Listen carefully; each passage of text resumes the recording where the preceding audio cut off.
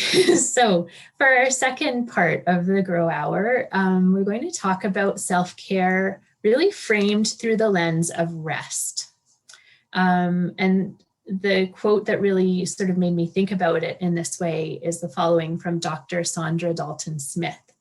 If you're waking up after sleeping and still exhausted, the issue probably isn't sleep. It's likely a rest deficit. And Dr. Saundra Dalton-Smith, you actually may have heard her, I've seen her mentioned in the news a number of times recently because she's got a TED Talk that talks about rest. And actually, maybe Lisa, we could move on to the next slide. I think the reason she's getting a lot of coverage right now is that it is exhausting to go through a global pandemic. And so people are looking at the experience of exhaustion and trying to figure out how do we take care of ourselves through this. So she's written a book called Sacred Rest, Recover Your Life, Renew Your Energy, Renew Your Sanity. And in it, she identifies 7 types of rest you need. And Dr. Dalton-Smith says, if you're not purposefully resting, you are not building resilience in your life. So this was really quite striking to me. Like I mentioned, when I was a student, I was pretty diligent about making sure I got enough sleep, but focusing and prioritizing rest was not something that I had learned. So I thought that this might be an interesting way for us to kind of look at the ways that you can care for yourselves through this time in the semester, this time in the pandemic, through the lens of rest. So I'm going to, I guess what I should say is that with these different types of rest, there are no set amounts of time that are prescribed the way, you know, doctors will say that most adults need somewhere between 7 to 9 hours of sleep a night. I think this is much more of an individual need based on our life circumstances and the different factors around us. So it'll really be up to each of us to learn to tune into how we're feeling day to day. So that we can figure out what rest we need. What works for me might not work for you and vice versa. And that's really, really okay. That's to me the essence of self-care. Focus on the self and what the self needs. That said, I'm going to just talk you through these 7 different types of rest that have been identified and give you some examples. Feel free if you, as you hear me talking about them, if you think of other things that help you to rest in those ways, feel free to annotate the screen and share them with us. So physical rest, obviously sleep is a kind of passive physical rest, but Dr. Dalton-Smith and naps too is another passive kind of physical rest. Active physical rest can include restorative activities like gentle yoga, stretching like we just did, massage therapy, leisure walks.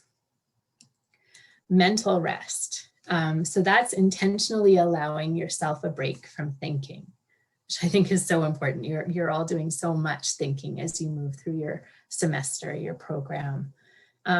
So what comes to mind? Well, I'm curious about if there's anything that comes to mind for you. Some of the ones that I've thought of are like things that can let you zone out a bit, knitting or doing a jigsaw puzzle, folding laundry, washing dishes, or maybe before you start your buffer zone, or your bedtime routine, doing a brain dump by writing out all the things that you have on your mind so that you can clear them from your head and then focus on moving into relaxation. And then, of course, you've got that list that you can return to it the next day. Again, feel free to share any other practices that you have for giving yourselves these kinds of rest.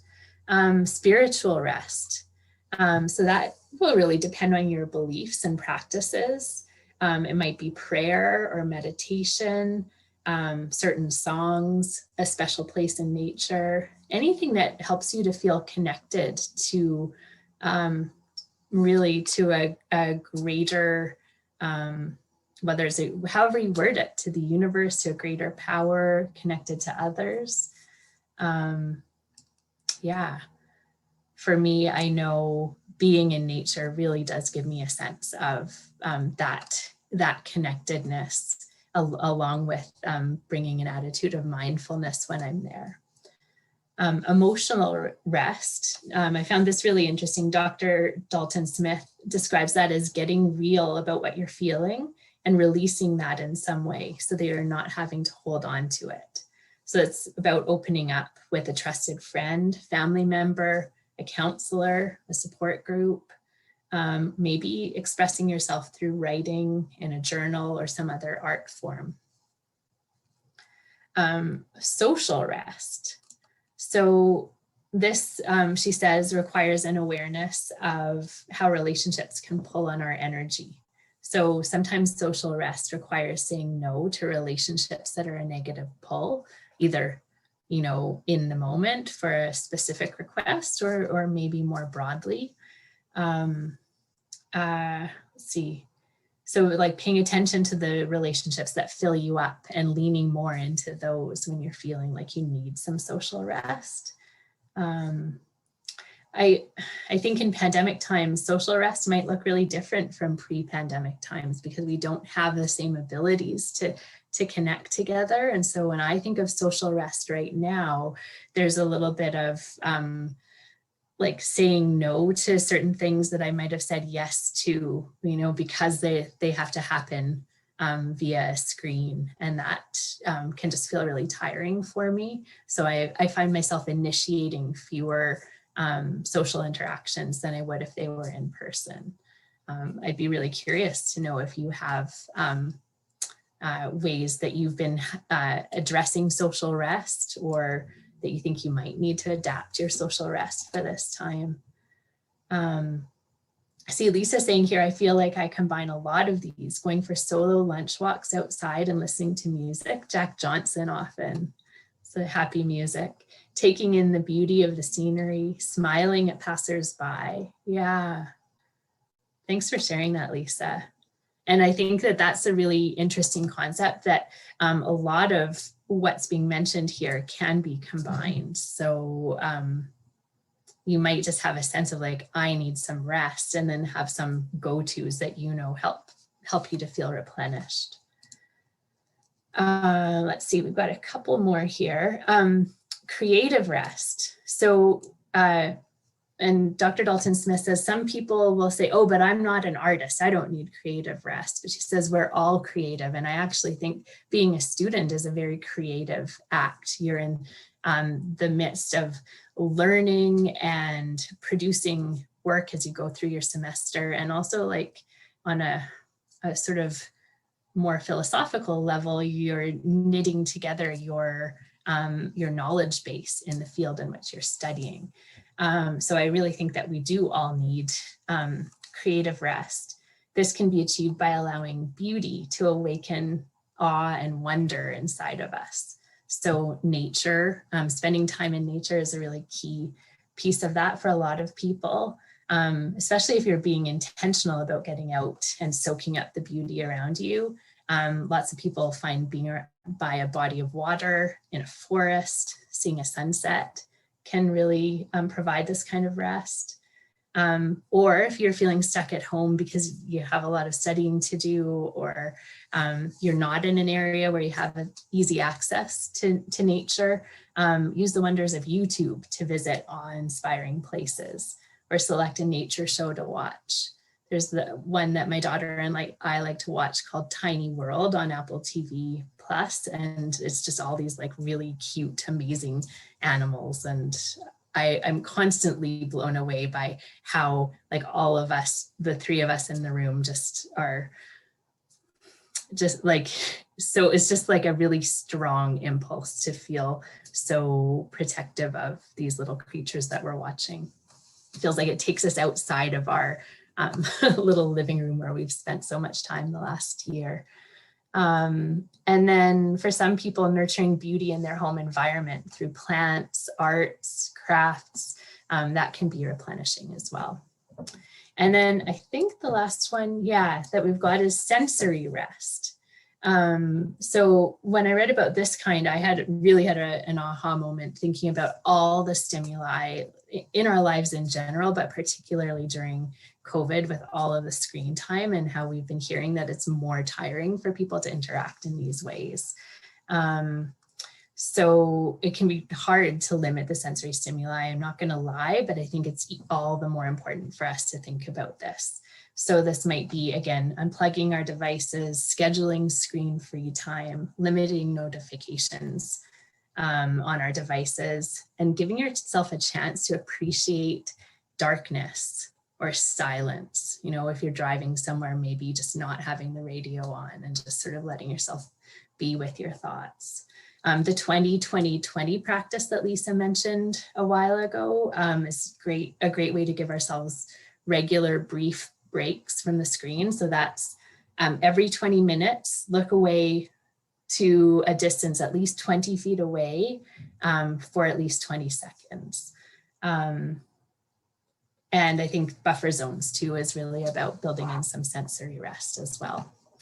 So hopefully that gives you some different ideas about ways that you can build rest in. And I'm conscious of time. I kind of knew I was going to talk too much, Lisa.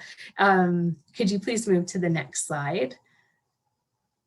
Oh yeah, so even though we are getting fairly close to the end of the time, I'd like to give you an idea that I have for how you could build in sensory rest. This is just a very short activity, which will give you a little bit of insight into all that our eyes are taking in right now and a little tiny break. So to do this, you'll want to make sure your hands are clean. And then I'll invite you to rub your hands together. Notice the feeling of heat generated as you're rubbing your palms together. It's so cool to see everyone doing that together.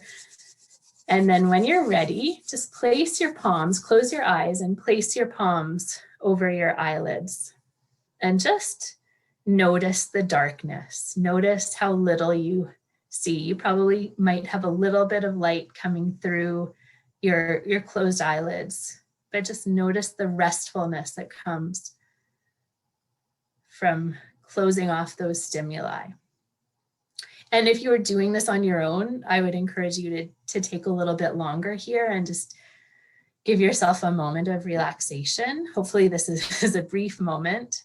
But now, because we will just want to go through the rest of the workshop, you might want to start by opening your eyes. Keep your hands over your eyes and notice how there's more light that's now moving in through your palms, making its way to your eyes. And then gradually, you might want to just very slowly remove your palms from your eyes, perhaps blinking, and just notice all of the light, the colors around you.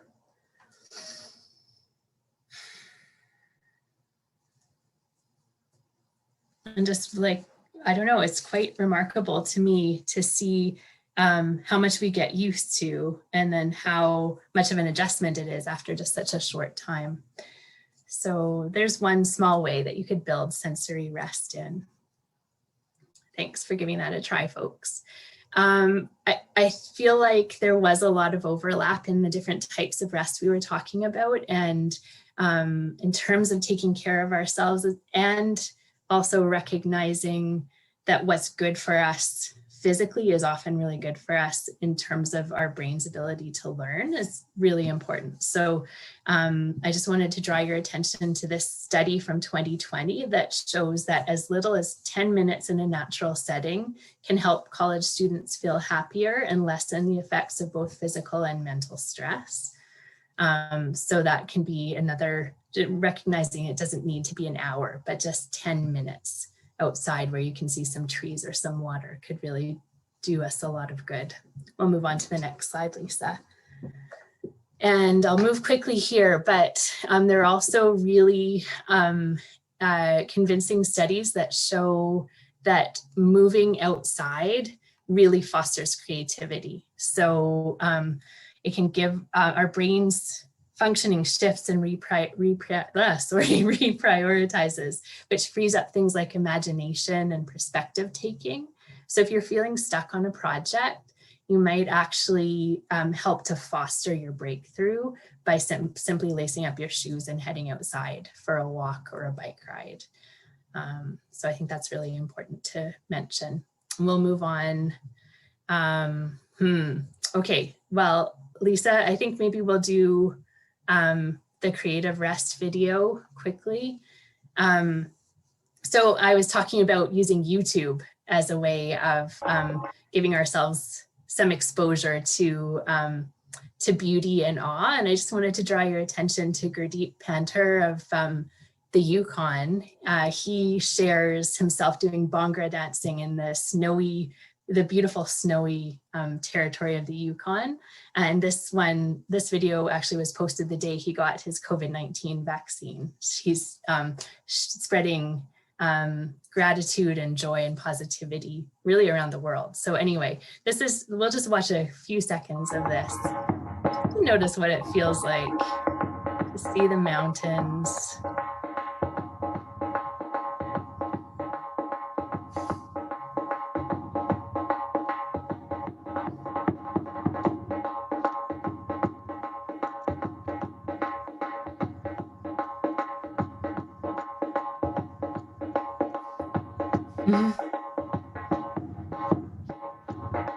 Yeah, I just find it so uplifting. Great. So if you want to find more of Gurdeep, you can find him, I think, on all the social media, really.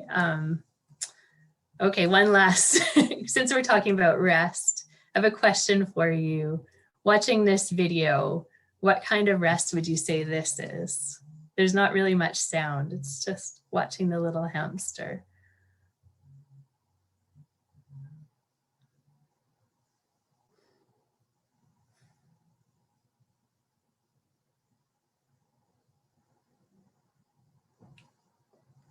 Restorative and NAMI. Yeah, absolutely. So sometimes you might want to actually be the hamster, just kind of resting in a little cocoon and having a yummy snack, the best kind of rest. Or, just exposing yourself to whether it's like the uplifting vibe of the Bhangra dance or the quiet calm of the little hamster. We'll move on, Lisa. Thank you. So my encouragement to you is to schedule in at least one rest period each day this week. So that's other than the time you'll use for sleep. And I really want to just suggest that you check in with yourself to identify which kind of rest you most need that day. So, you can be inspired by the 7 different kinds of rest and just ask yourself, what do I need to help replenish my energy?